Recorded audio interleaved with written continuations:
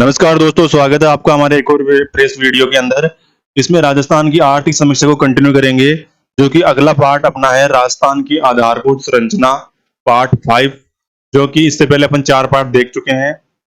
जो भी भाई नए हैं चैनल को सब्सक्राइब जरूर कर लीजिए और आने वाली हर वीडियो की नोटिफिकेशन के लिए आप बेल आइकन को दबा लीजिए।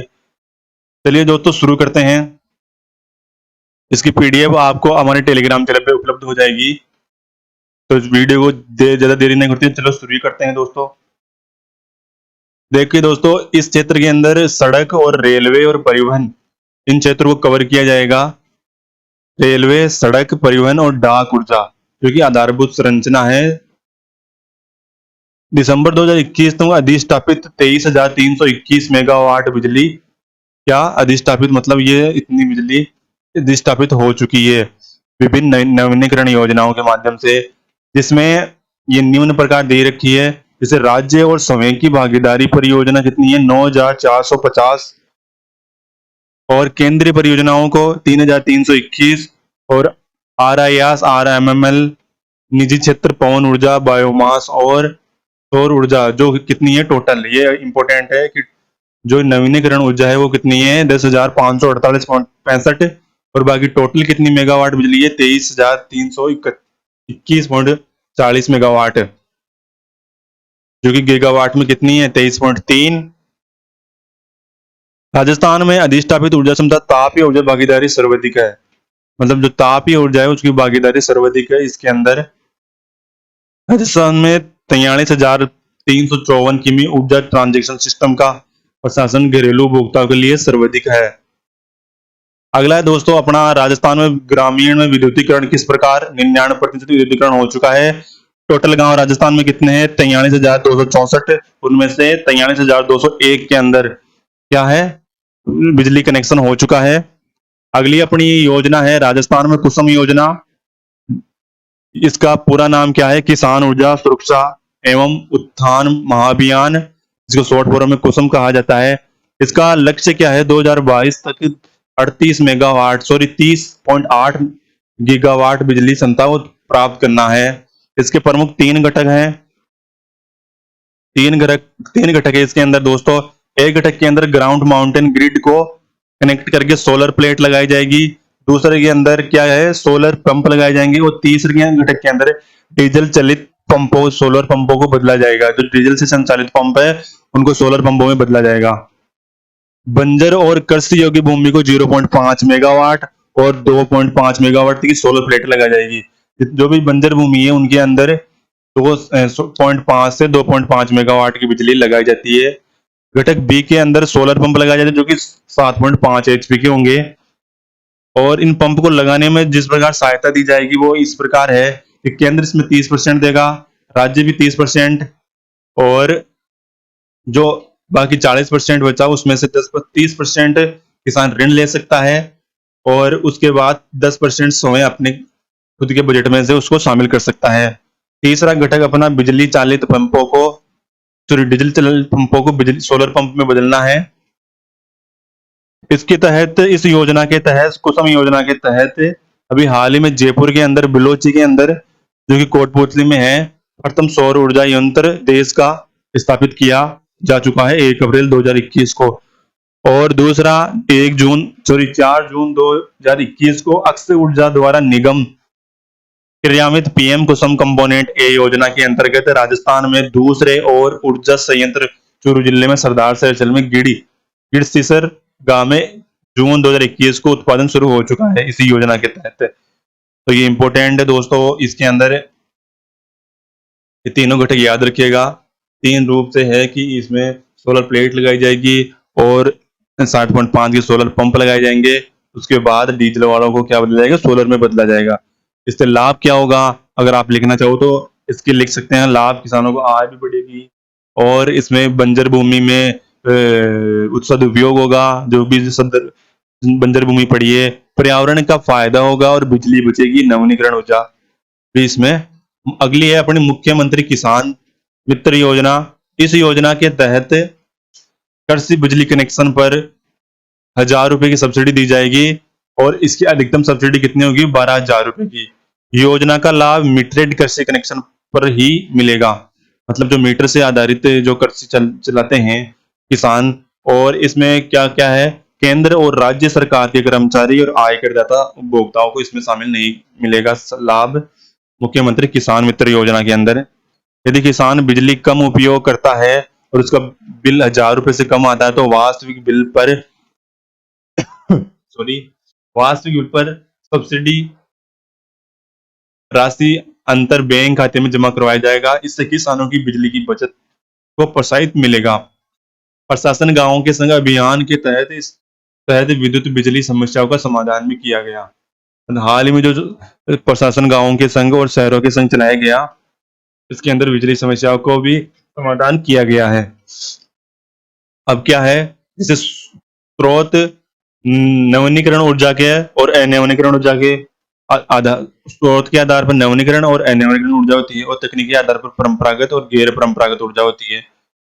2022 के आखिर तक राज्य में 175 मेगावाट की नवीनीकरण ऊर्जा, यानी जो कि सौर ऊर्जा, पवन ऊर्जा, इन सबको मिलाकर कितनी 175 गीगावाट बिजली उत्पादन करना इसका लक्ष्य है।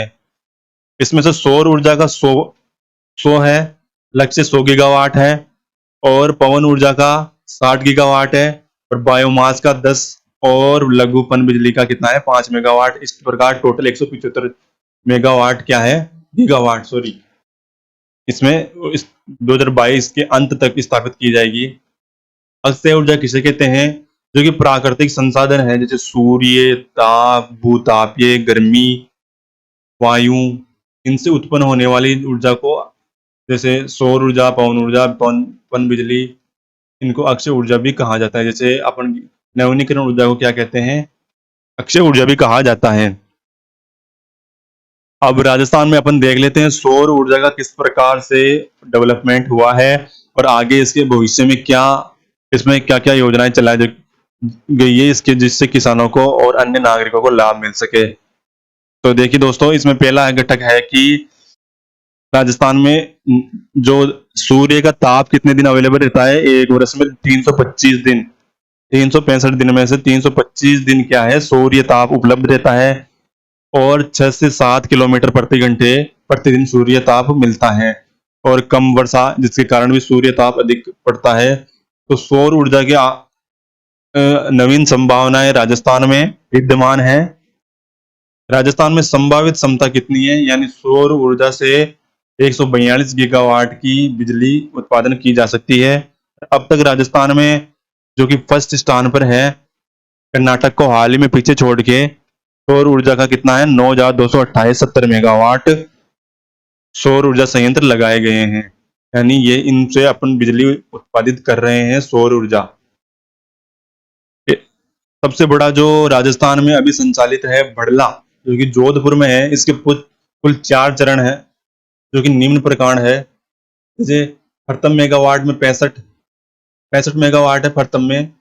जो कंपनी कौन सी है, Rajasthan solar park development company.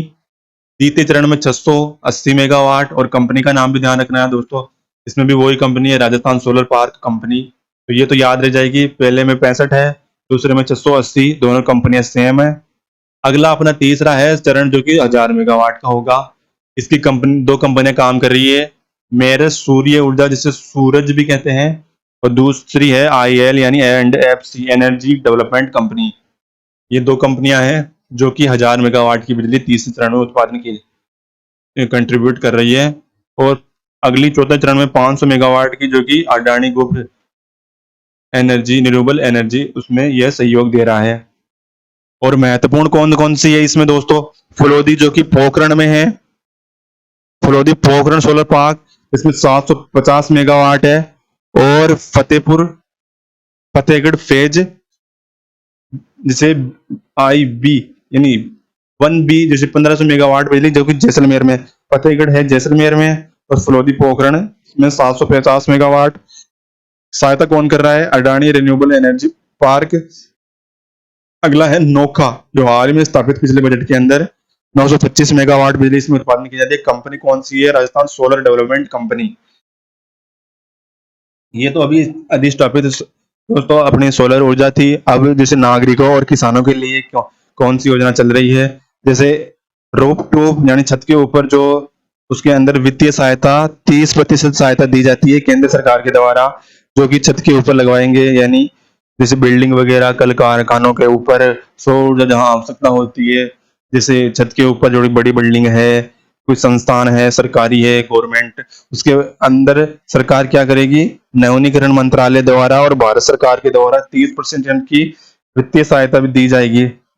Akshay ऊर्जा सर्विस कंपनी जैसे RECSCO, मोड सोलर रूफटॉप योजना, ये भवनों में जैसे राजकीय भवनों में और सौर ऊर्जा संयंत्र लगाने में स्थापित की जाएगी। तो ये जो सरकारी भवन है उनके अंदर सहायता देगी, जिसका नाम क्या है, अक्षय ऊर्जा service company mode solar rooftop योजना।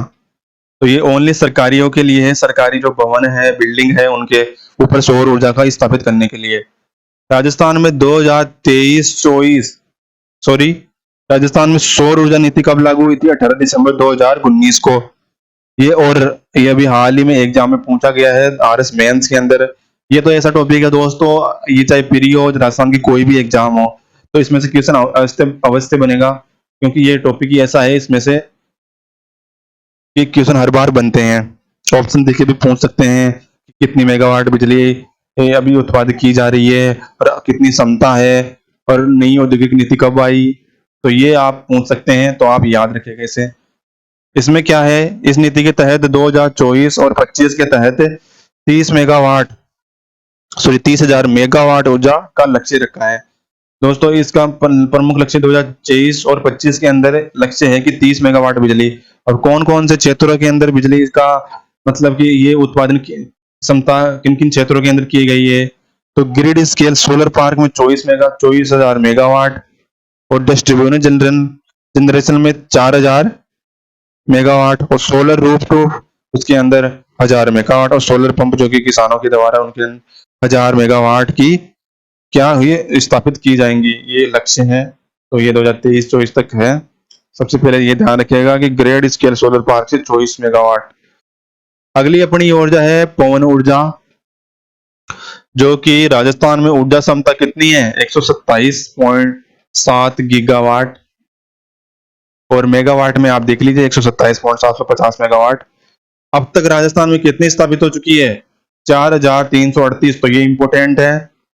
अब तक अपन ने देखा कि 9,228 तो क्या है, सौर ऊर्जा जो कि स्थापित की जा चुकी है, और पवन ऊर्जा कितनी है, 4,338 ये अभी स्थापित हो चुकी है। पवन ऊर्जा नीति जो 18 जुलाई 2012 में आई थी, उसके बाद 18 दिसंबर 2019 को पवन ऊर्जा और हाइब्रिड ऊर्जा नीति। तो ये पूछ सकता है कि कब हाइब्रिड और सौर अगली पवन ऊर्जा योजना कब नीति लाई गई, तो 18 दिसंबर 2019 को। अगली अपन देखते हैं राजस्थान में सौर पवन ऊर्जा के प्रोजेक्ट कौन कौन से चल रहे हैं। तो चल रहे हैं अमर सागर जो कि जैसलमेर में है, देवगढ़ प्रतापगढ़ में है, फलोदी जोधपुर में और सौंदा बंदन जैसलमेर में है।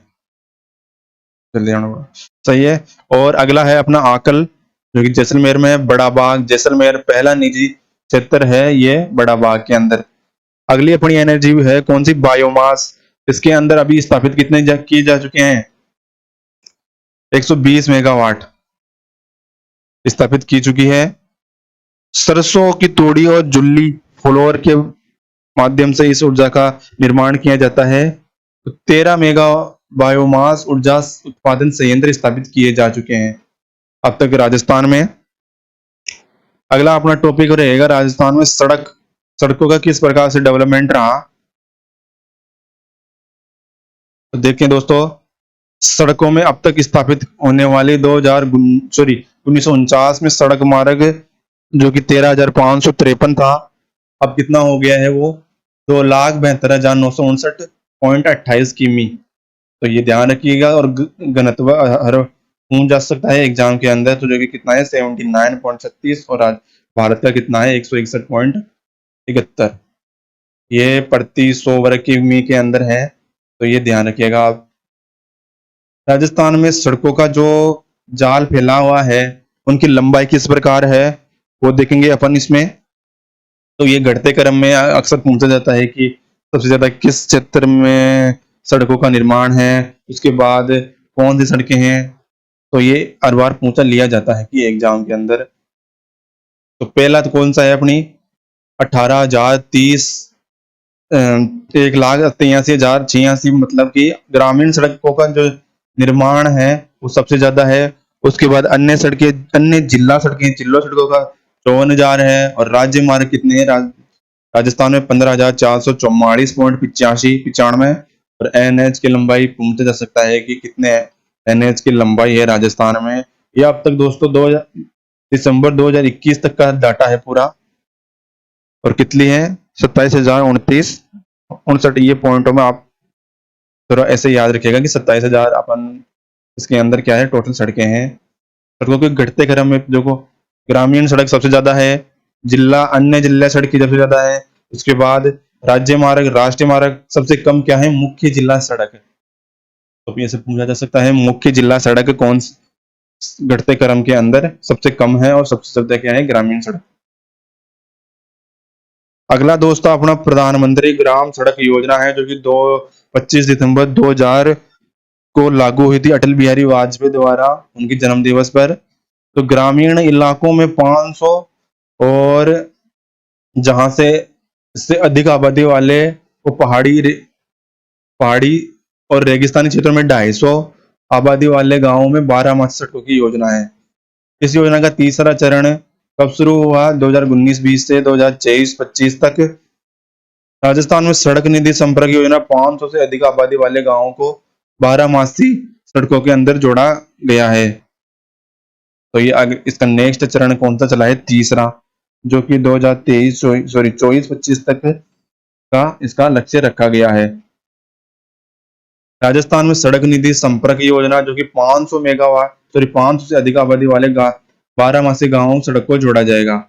रिड कोर क्षेत्र, जो कि सार्वजनिक निजी भागीदारी, जिसको ट्रिपल पी कहते हैं, इसको बढ़ावा देने के लिए एक संस्था है जो कि निजी भागीदारी को बढ़ावा देती है।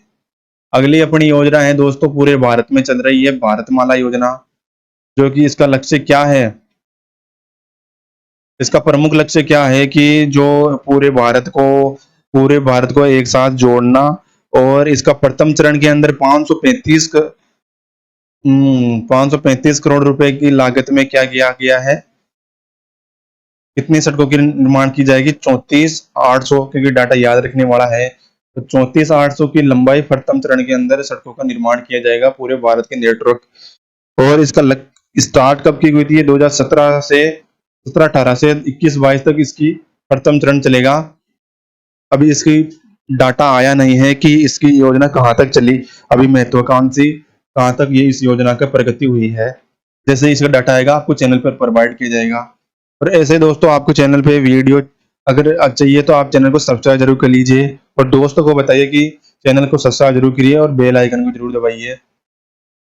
चलिए दोस्तों, अगला है अपना सागरमाला परियोजना, जो कि 7500 किमी समुद्री तट को आसपास के बंदरगाहों को इर्द गिर्द अप्रत्यक्ष व प्रत्यक्ष रूप से बढ़ावा देना है। उसका प्रमुख लक्ष्य यह है कि जो कि 7,000 अपने जो बंदरगाह है तट रेखा उसके अंदर अप्रत्यक्ष व प्रत्यक्ष रूप से वहां के आधारभूत जो सुविधाएं हैं उनका विकास करने के लिए ये योजना चलाई गई है। अगली अपनी योजना है दोस्तों, इस योजना में 8 राज्यों को शामिल किया गया है, तो जो कि जो तट से लगे हुए हैं भारत के, जैसे यहाँ गुजरात से शुरू करेंगे, गुजरात, महाराष्ट्र, उसके बाद गोवा, कर्नाटक, केरल, तमिलनाडु, आंध्र प्रदेश और पश्चिम बंगाल। उड़ीसा नहीं है इसके अंदर, आप ध्यान रखिएगा। 8 राज्य हैं टोटल।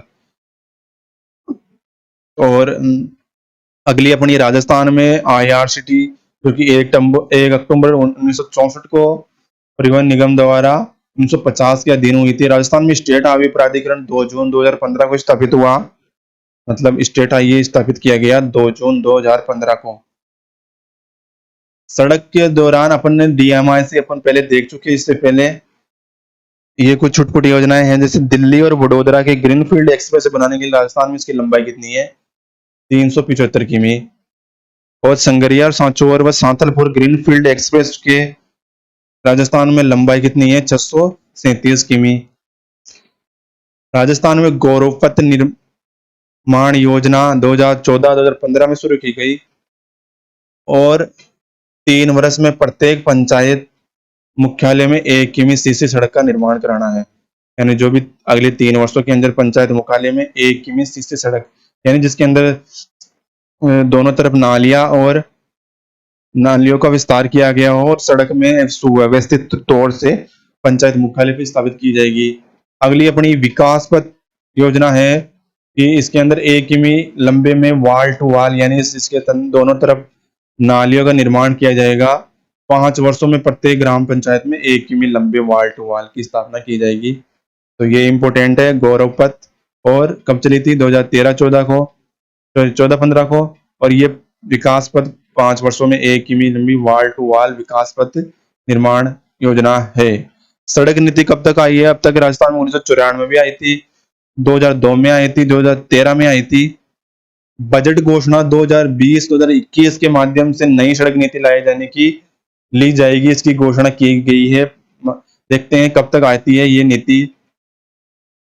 रेलवे में किस प्रकार राजस्थान फैला हुआ है? तो राजस्थान में 8.83% रेलवे का नेटवर्क है और किमी के अंदर बात करें किलोमीटर में तो 5,900 लगभग 6,000 किलोमीटर की क्या है इसमें रेलवे की लंबाई है। कितनी है? 5,998 किमी की। और भारत में कुल रेलवे की लंबाई कितनी है? 67,956 किलोमीटर की। पूरे टोटल जिसका कितना परसेंट? 8.83%। ये डाटा कब तक है? मार्च 2020 तक का। और अगली अपने हैं डाकघर, जो कि राजस्थान में 2021 तक कितना है? मार्च तक 10,287 किमी क्या है अब तक स्थापित की चुके हैं डाकघर। दोस्तों चैनल को वीडियो देखने के लिए धन्यवाद। चैनल को सब्सक्राइब जरूर कर लीजिए। ये अपन ने देखा था, काफी छोटा टॉपिक था ये, राजस्थान में आधारभूत संरचना। तो या आप इस वीडियो को लोगों के पास शेयर जरूर कीजिए। धन्यवाद।